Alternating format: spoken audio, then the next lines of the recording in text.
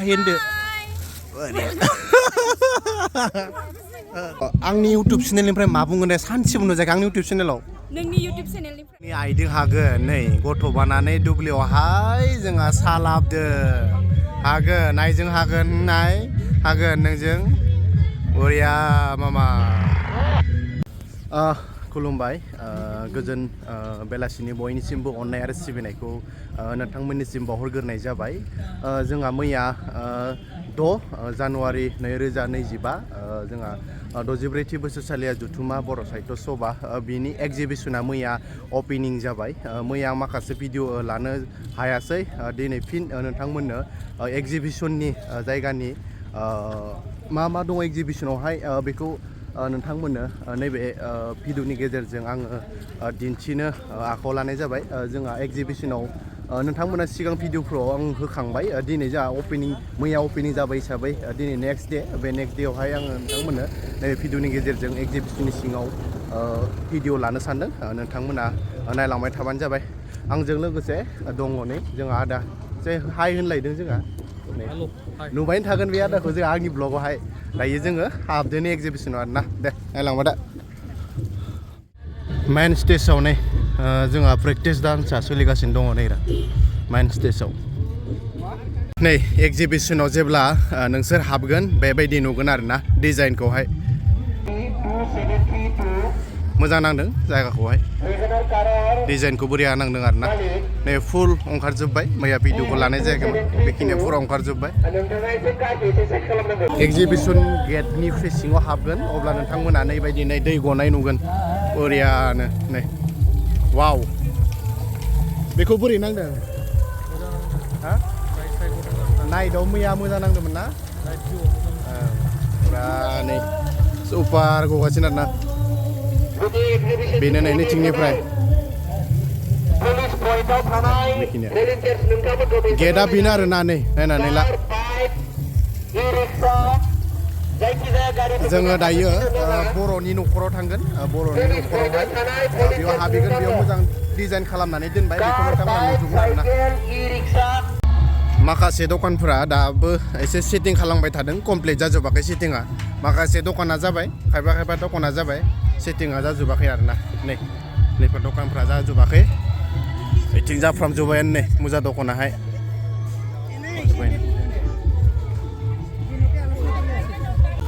नायलांबाय था नुबाय थागोन नोंथांमोना आपडेटखौ नुबाय थागोन सानफ्रोमबो नैबे भिडिअनि गेजेरजोंहाय दायो एग्जिबिसननि सिङाव हाबबाय जोङो दायो नै बेखिनियाहाय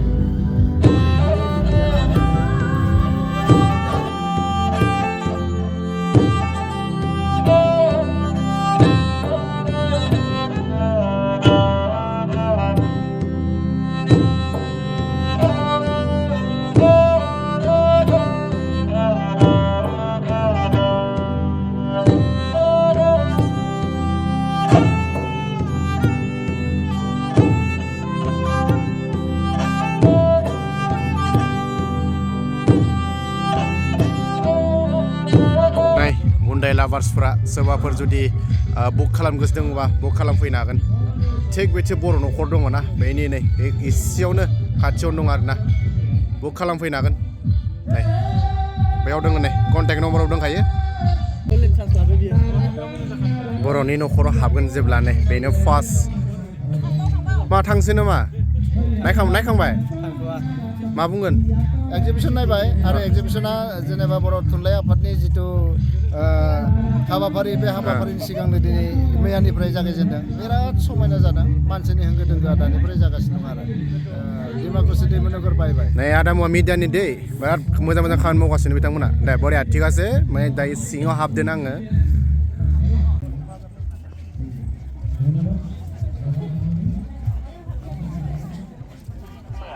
एग्जिबिसनाव जोङो दसे रेस्ट लाथ'नोसै 10 मिनिट सौरानो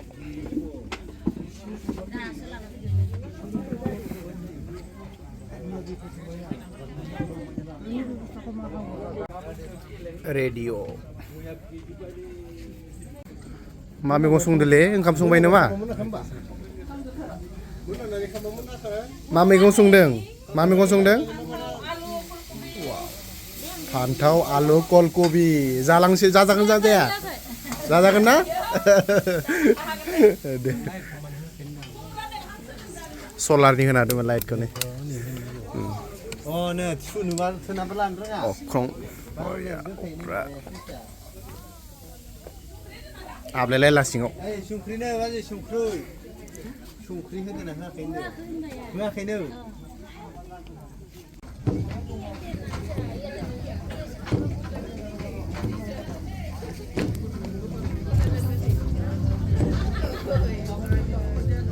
बर'फ्रा बाहायजोबनाय नैबे जायनाखि माइ बाख्रियावहाय बेखिनियावनो आलायजोबनानै दोनदों आरोना गासिखौबो आलायजोबना दोनदों बेयावनो गावबा गाव नेम मेनसन खालामजोबना दोनजोबखादों नै हावरं दं लाव दं नायजोब वाव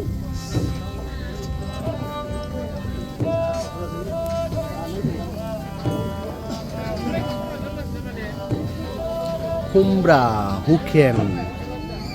खबाइ फल जेखाइ मोसौ गारि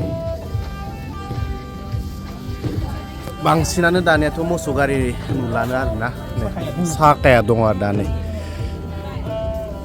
साखाया दङ बोरिया मोजां नैबे बर'नि न'खराव मोजां दिन्थिफुं बायदि बेयाव दोननाय जादों आरोना नै बोरिया गाहाम नांदों बेखिनिखौ मोजां नांदों बोरिया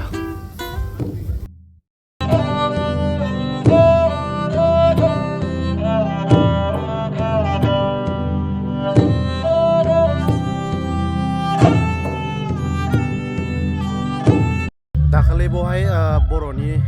न'खराव आं भिडिअ मोनसे होदोंमोन बेयाव माखासे आनकमप्लिट जाजोबनाय कमप्लिट जाजोबाखैमोन नङा दिनै फिन नोंथांमोननो गोदान भिडिअ लानानै फैबाय दिनै नोंथांमोननो बर'नि न'खर गासिबो जोंहा कमप्लिट जाजोब्बाय आरोना नै नैथिंहाय कबिबारि दाखालि भिडिअ बनायोबा कमप्लिट जायाखैमोन बियो दायो नै बेयो जाबाय बैथिंबो जाबाय बेखिनियाथ' दाखालि फुरा कमप्लिटआनो जाजोबखाबायमोन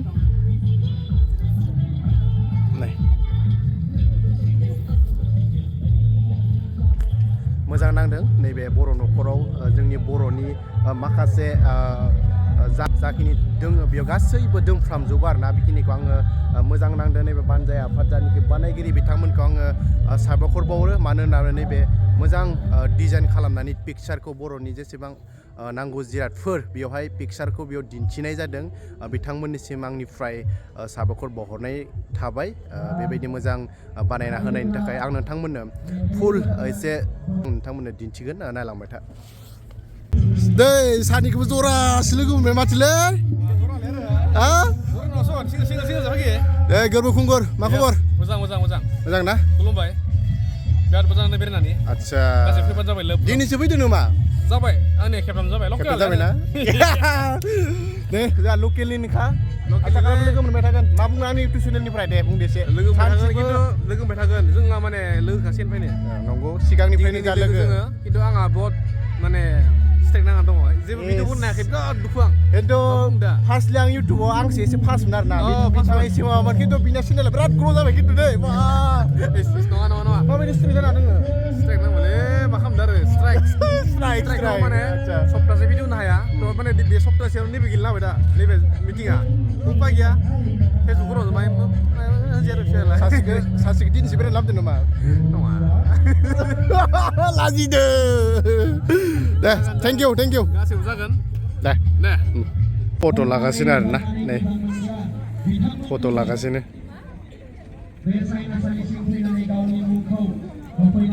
जोंनि आइदों हागोन नै गथ' बानानै दुब्लियावहाय जोंहा सा लाबदो हागोन आइजों हागोन नाय हागोन नोंजों बरिया मामा बरिया माइ गायासो सोरखौ नाहरबाय थाखो हा माइ गायाखै नै आलियाव गसंना दंबाय दै नेरा माइखौनो गायाखै बिनिया आबै मानो माइ गायाखैलै बेलाय दुखुआसो गसंना जोबाय थायो नै गसंना जोबाय थायो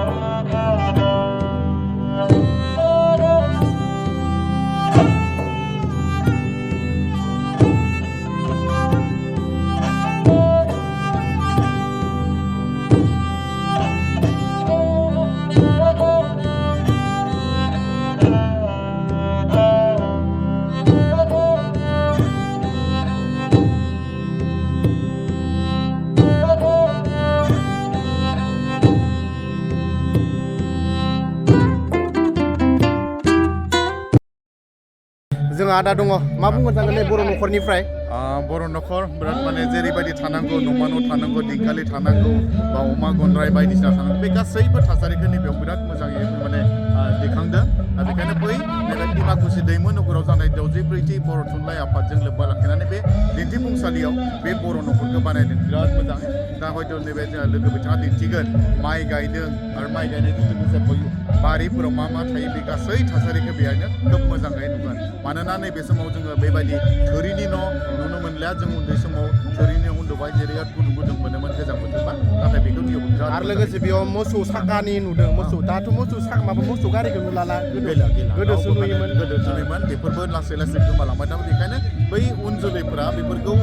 दानिफ्राय जुदि नायनानै लायाब्ला माने बै समाव माने गोमालांगोन दाथ' नै दिंखि माइरं सौग्रा दाथ' मेसिनजोंसो फैजोब्बाय दा बेहाय नुफैगोन दिंखिया माबायदि बेनिफ्राय उरालजों माबायदि उरालाव माबायदि सौयो बेखौबो बिथांमोना नुगोन दा बेनिखायनो बेफोरखौ नायना लाखिनांगौ आरो फोथांनानै जों लाखिनांगौ आरो पुरा पिक्सारखौ बर'नि पिक्सारखौ बेवहाय दिन्थिजोबनाय जागोन आरो ना पुरा साबायखर जोङो माने बाथौ हारि हिसाबै जिहेतु बर'नि गुबै धोरोमानो जाबाय बाथौ धोरोम आरो बे बाथौ धोरोम आफा इसोरनि बे सिजौनि गुदियावनो जोङो आर'ज गाबनानै जोङो सुबुं माहारिया जिहेतु मोनबा गोहोजोंनो थांनानै थादों ओंखायनो बेहाय गासैखौबो नुनो मोनदों बै नोंथांमोना बयबो साबायखर थाबाय आदानिसिम थेंक इउ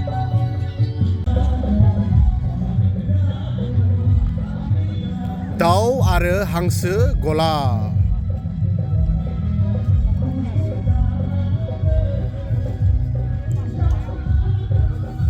उलार गोदो बेयावसो दोयोमोन नै फिथा सौरायफोरखौ बेयावनो देयोमोन गोदो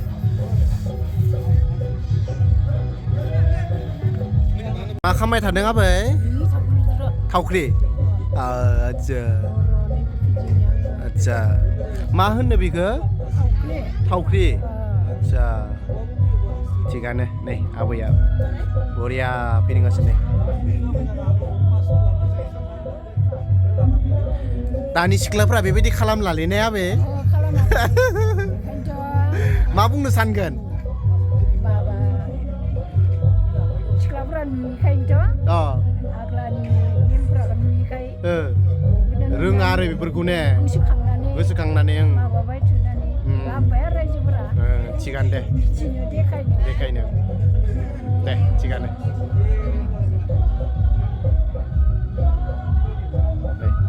इसान नै इसानाव नेमफोरा दंजोबखायो दे मुंफोरा दंजोबखायो नायनानै ला नै जोंना मानसिफोरा माखासे स्टुडेन्टफ्रा मोनथिया नायनानै ला नै मा बुङो नायजोबनानै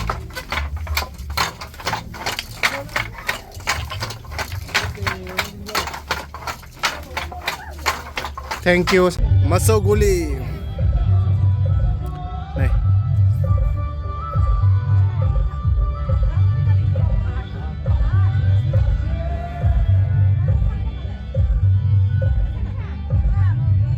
बेनिफ्राय नै दुगैग्रा न' हासुग्रा न' खिग्रा न'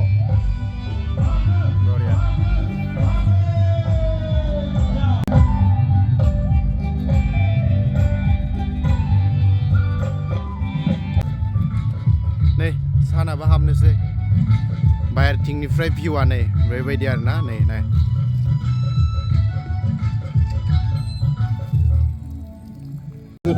दिमाकुसिनि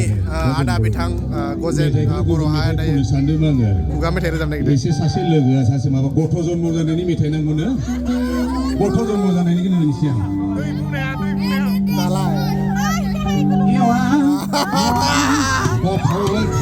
वाव दिनैनिफ्राय आङो बिफा जाखाबाय गथ' ओंखारबाय दिनैनिफ्राय आङो बोराय जाखाबाय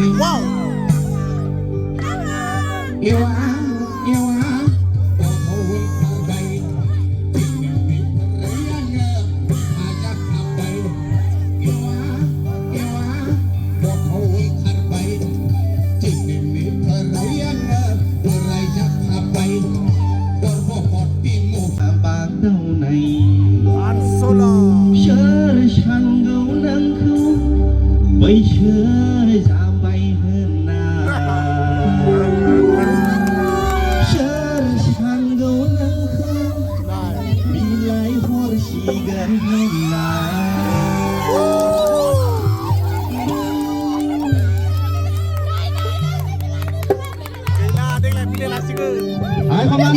Dokraniफ्राबो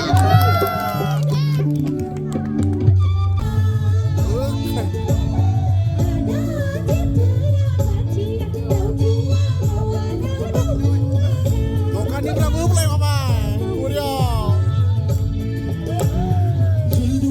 गावदोंमोन दैयादै गाराथि सना मायना गावदोंमोन दैयादै गाराथि सना मायना आदा फांसे दंफाङासो गैजालांबाय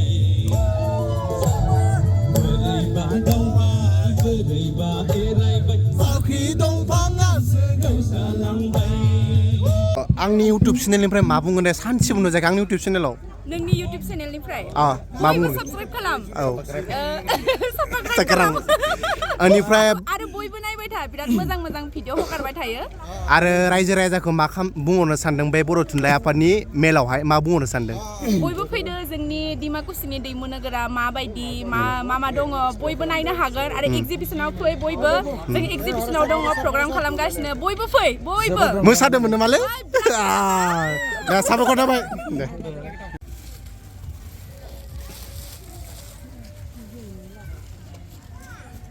मिथिया आब'नि दखाना नै जोंहा मोनफैबाय मिथिया आब'आ नै बेयावनो फैनो हागोन बायदि मेन स्टेज दंना मेन स्टेजनि खोलाथिं फैबानो नोंथांमोना नुगोन मिथिया आब' बाय हाय होनदो ঠিক আছে फैदो दखानाव फैदो नै दासो बहायबाय थादों दखान बरिया नै दखानाबो ना MM स्ट'र बेयाव नै दायो जोङो बर' न'खरनिफ्राय ओंखारबोबाय बर'नि न'खराव मा थानांगौ गासै पिकचारखौ नैबे ब्लगनि गेजेरजों आं दिन्थिनाय जाबाय आसा खालामो नोंथांमोना नैबे भिडिअखौ बर' न'खराव जेसेबां थानांगौ बेखिनि भिडिअखौ आं नोंथांमोन दिन्थिहरबाय गिबिसिनै जोंहा प्रग्रामा बर' साहित्य सभानि प्रग्रामा जोंहा 9, 10, 11, 12निफ्राय स्टार्ट जागोन मैया जोंहा अपेनिं जाग्रोबाय नोंथांमोननो मैया अपेनिं खालामनाय भिडिअखौ आङो खालामनो हायासै माखासे टाइमनि थाखाय आं बे भिडिअखौ लानो हायासै आसा खालामो नोंथांमोना नैबे भिडिअखौ मोजां नांबाय नोंथांमोननो सदैबाबो बे भिडिअखौ बानायनाय जाबाय दिनैनि भिडिअखौ आङो बेखिनियावनो फोजोबसै गोरबो मा बुङो आंनि चेनेलनिफ्राय फोजोबसै आङो गासिबो फैबानो जाबाय 9, 10, 11, 12, 9, 12 जानुवारियाव बरायनाय जाबाय आरो थेंक इउ बाय थाबनो लोगो मोनगोन नेक्स्ट भिडिअआव